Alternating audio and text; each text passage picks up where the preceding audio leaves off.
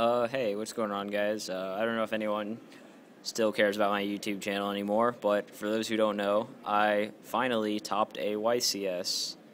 I was 10th after Swiss with a 9-2 record, and I lost in top 32. So, I'm gonna take you over my deck real quick, although, like, it's pretty standard, so, like, I'm gonna explain more of, like, how to side deck than actually explaining the obvious main deck choices. So, like, for the boss package, we got, like, 3 Sorcerer, BLS, 3 Pulsar, 2 Darkflare, and 2 Red Eyes Darkness Metal, and a Dark Armed. All those are, like, pretty standard. My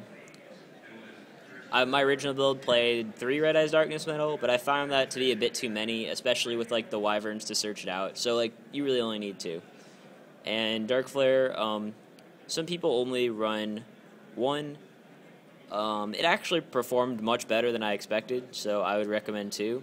I also like to have Dark Dragons in my deck for Future Fusion, so yeah. And keep in mind that it's also a card you can get back with Pulsar or Special Summon with the Red Eyes Darkness Metal.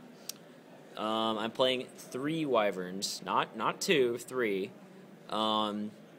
Some people say, like, 3's inconsistent, you'll draw them, etc.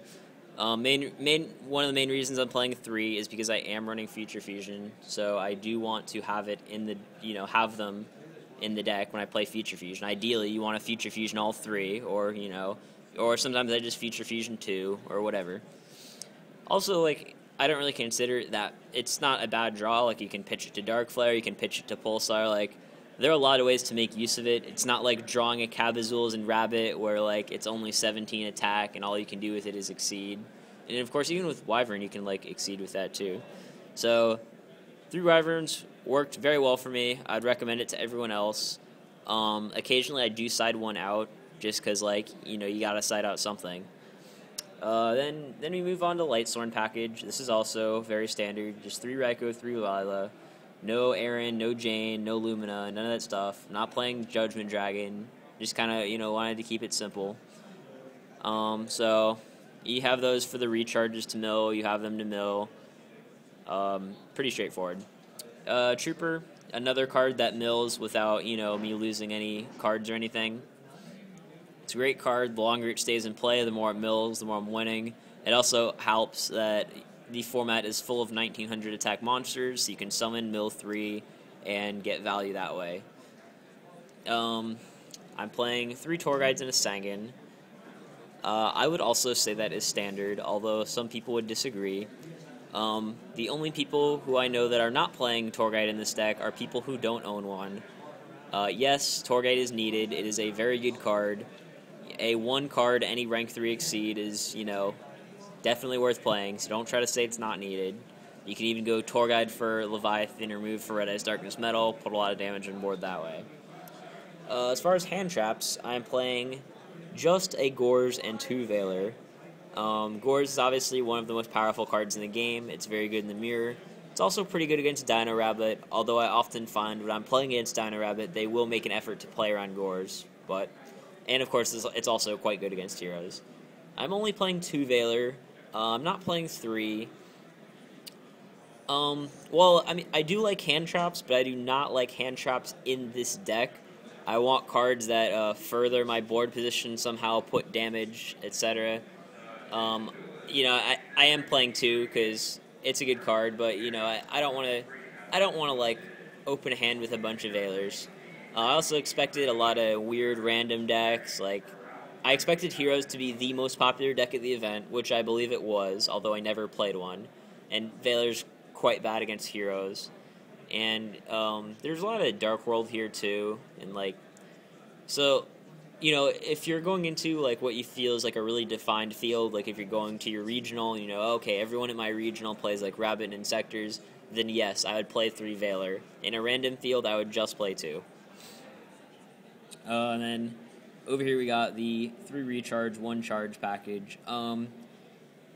Recharge is actually one of the cards that can have the potential to be dead, although usually it's not too bad. I often, if I open a recharge or multiple recharges and they're dead, I'll often go tour guide for Sangan. When Sangan dies, I'll search the Ryko to make my recharge live. But it's a great card. Like, opening up, you know, recharge, recharge, or charge, recharge. It puts a lot of cards in graveyard very early on, which is what you want to be doing. Then we got the staples here. Reborn, Heavy Storm, Dark Hole, Allure, and Future. Future's pretty much the nuts. Yeah, I know it makes their MSTs quote-unquote live, but I enjoy winning games, so I'm playing Future Fusion. And I'm playing Treacherous. I like the card. It wasn't... I played this deck online a bit before the YCS, and Treacherous Chop Hole was, like, really, really good for me online. It was not quite as good at this event, but I still liked it. It's a very good card in the mirror. It's a pretty good card against Rabbit. It's not really that good against Insectors, but like it's basically good against everything else. Good against Heroes, good against Rabbit.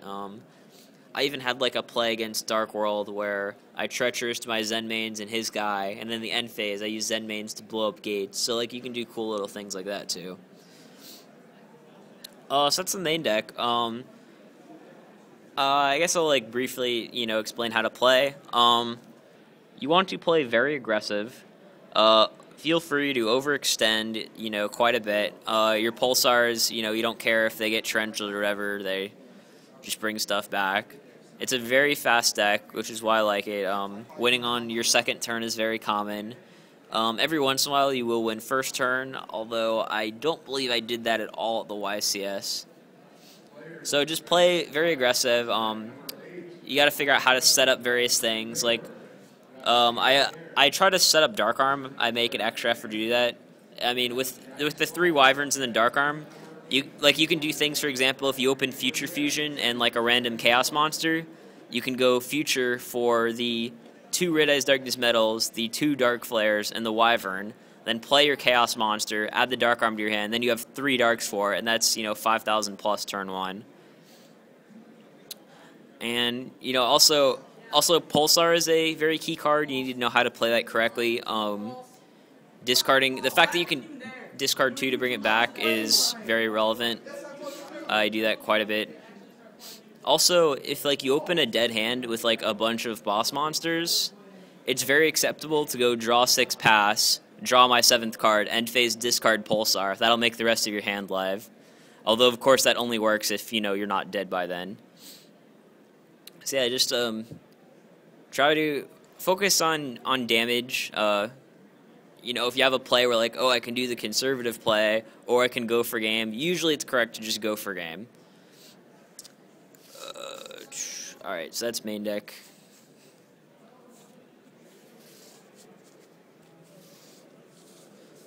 I'll take you through the extra deck, although there's nothing very special. I'm playing a purple card. That's just for Future. I actually brought it out quite a bit. Normally I expect like my Future to like get destroyed by then, but you'd be surprised. Keep in mind it can only be special summoned by a fusion summon, so you can't bring it back with Pulsar and you can't bring it back with Red Eyes Darkness Metal.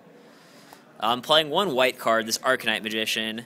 This was not my idea. Most of the people that I stayed with were also playing the same deck, and everyone else that tested with me recommended I play Arcanite Magician. They're like, oh, it's the nuts, I bring it out all the time. Never brought it out once. Obviously, the only way to bring it out is Veiler and Sorcerer. To be fair, most of them are also main decking 3 Veilers, so I guess it was slightly easier for them to bring out the Arcanite, but I think white card's overrated. And now for the black cards. They're not really in any kind of order, but you got Exobeetle. You can make it with 2 Pulsars, or Pulsar Chaos Sorcerer, or Reborning, etc., etc. Oh, it's pretty good. It's got some combos. I've brought it out before. I never did get the chance to bring it out in this tournament. Actually, in this tournament, I really didn't exceed like at all, really.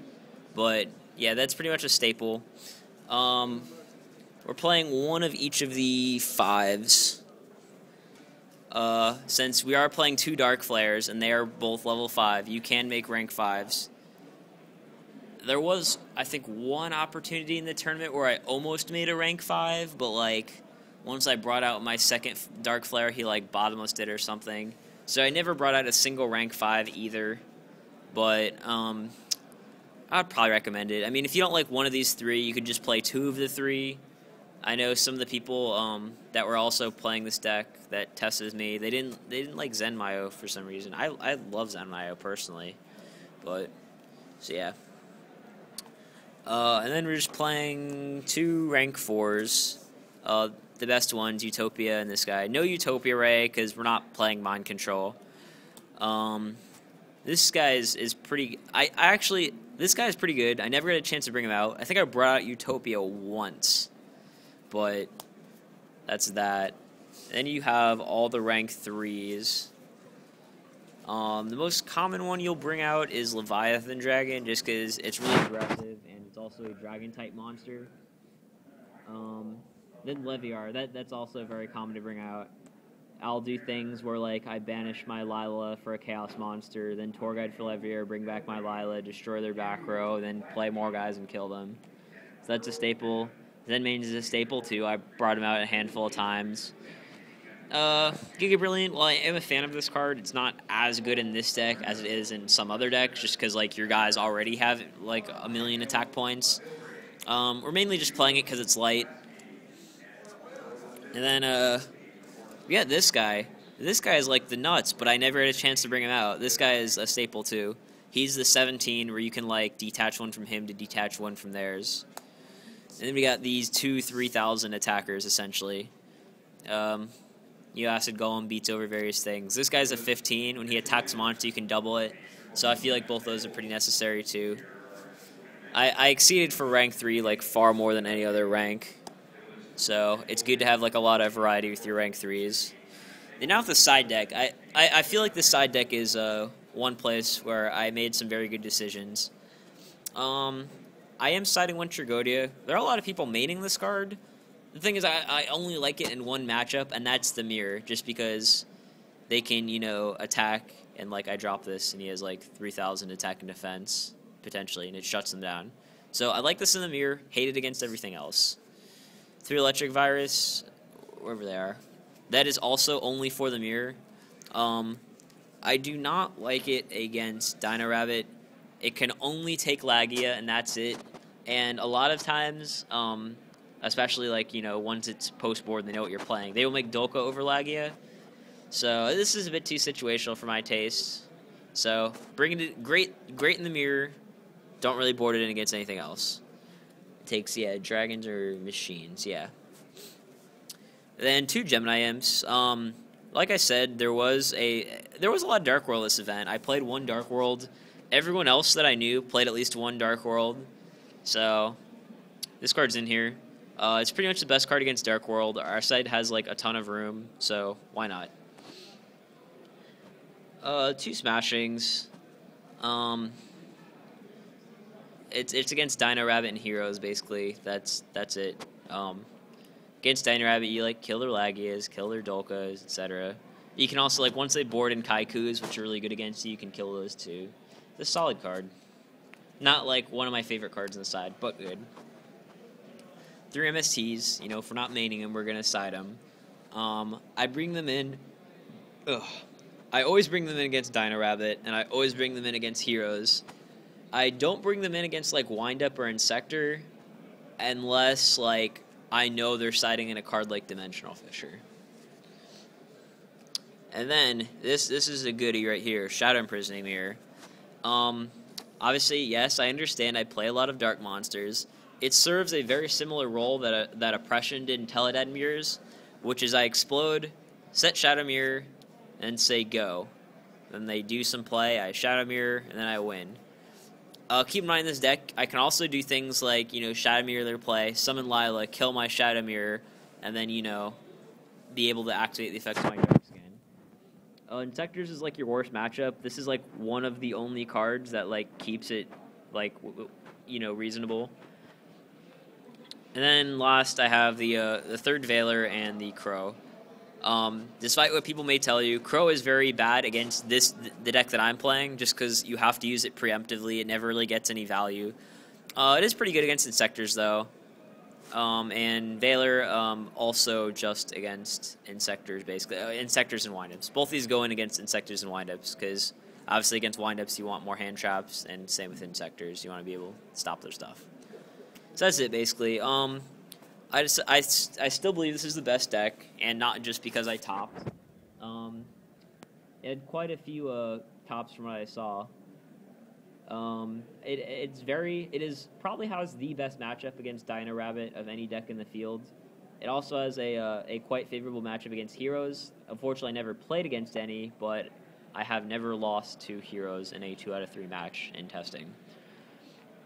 Insectors are your bad matchup, but it is winnable, and everything else is pretty good too, to be honest. Like, if you play against like any random, tier 2 and tier 3 decks, like usually, putting a bunch of damage on board is a pretty good game plan. So as far as how the tournament went, I started 2-0, lost round 3 to Patrick Hoban's Dino Rabbit. He won the die roll, kind of nutted me 1 and 3. There was not a lot I could do, but I wasn't really too disappointed. I won the rest of my matches that day and finished the day 8-1, which I was very excited about because I'd never finished X1 on day 1 before. I played against 2 more Dino Rabbits, which I beat. I played against a Chaos Dragon Mirror, played against Wind-Ups, played against Darkworld. I even played against Gravekeepers, which is like a horrendous matchup, but somehow I managed to beat it. Then on day 2, I played against 2 Insector decks. I beat the first one and lost to the second one 2-1. It was a very close match. So I ended 8-2, got 10th after Swiss, and then in the top 32, I played against a mirror match, which was very sacky and uneventful. I won the die roll, opened Future Fusion, 1 second turn. Game 2, he opened Future Fusion and 1 second turn, and then Game 3, he essentially top decked a Dark Arm Dragon, which was like the only thing he could have drawn to beat me. But I had fun regardless. Glad to finally get that first top, although I don't think like it necessarily means that like I'm any better than I was before. I'm not like one of those people who thinks that. But I will post the deck list in the description also. Let me know what you think about the deck, I guess. That's it.